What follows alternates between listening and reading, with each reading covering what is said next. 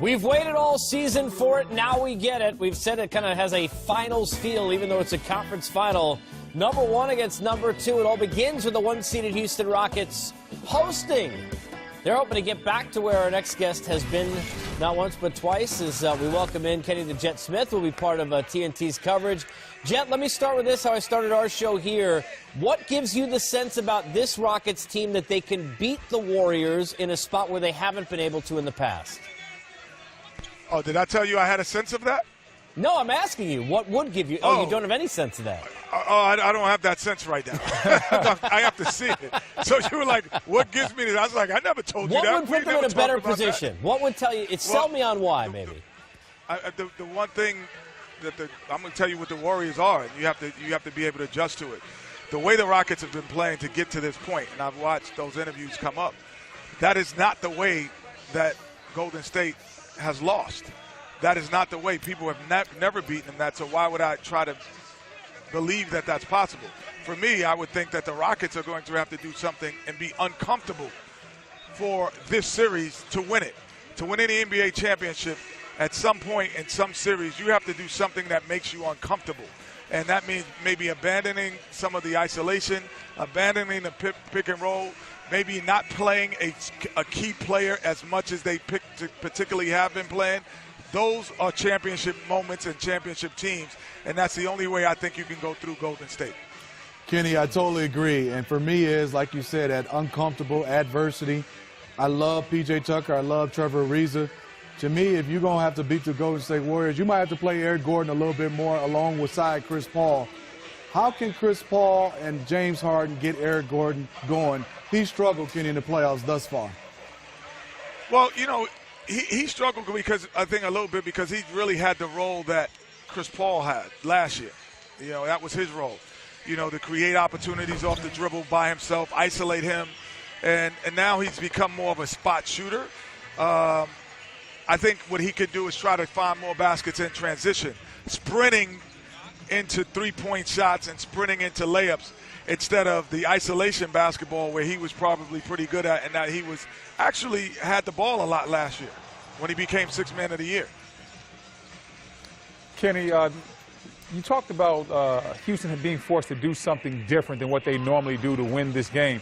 Is there something to be said about trying to switch your game up in the ninth inning? If you've been one way for 82 games plus 2 rounds of the playoffs, how hard is it for a team to switch up and do something that's not their MO?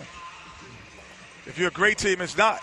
And this great teams win championships, not really good ones. So, you know, I'm just looking at the teams of the past, teams that I've been blessed to be on. You know, there were times where we abandoned the pick and roll because we couldn't run it against that team. There's times that we said that we're not running a single post up because we can't post up this team. And we didn't do it. And that's what you have to do to be an NBA champion. You will have to abandon something that you're really good at in one series, not all of them, but in one series to get there. But if they currently play, I think, this is just my personal opinion, the Rockets play the way they have played to get here, they will not be the Golden State Warriors doing that. They will have to change something up. Kenny, if you're Mike D'Antoni, you look at Kevin Durant, we know at his size he's kind of like a unicorn with all of his ability. You're not going to shut him down. But what's the best way for Houston to attempt to handle him, to at least try and limit him in some way? Well, it's not really – you're not going to limit him offensively. And that's what I'm talking about, guys. It's that fact that when Golden State puts that Hampton lineup on the floor, when the Rockets go to pick and roll, Kevin Durant and Draymond Green can guard any position on the perimeter. So they don't have an advantage, and Chris Paul won't have the opportunity, or James Harden, to just dance around and beat people off the dribble because those guys can play. They're perimeter guys by nature. Their first perimeter, they just have size in doing it. So they might have to abandon. That is the thing. The Capella pick and roll, I don't think will be as effective in this series because when they switch, there is no advantage at the perimeter anymore. So, Kenny, putting your coach's hat on, if that's not going to be an advantage, and I totally agree with you, where should they go with maybe another player versus Clint Capella in the pick and roll? Well, I think Clint could still do well running the floor, offensive rebounding, and protecting the rim on defense. But I think Eric Gordon, like you guys said earlier, is the guy that can come in and can create something different.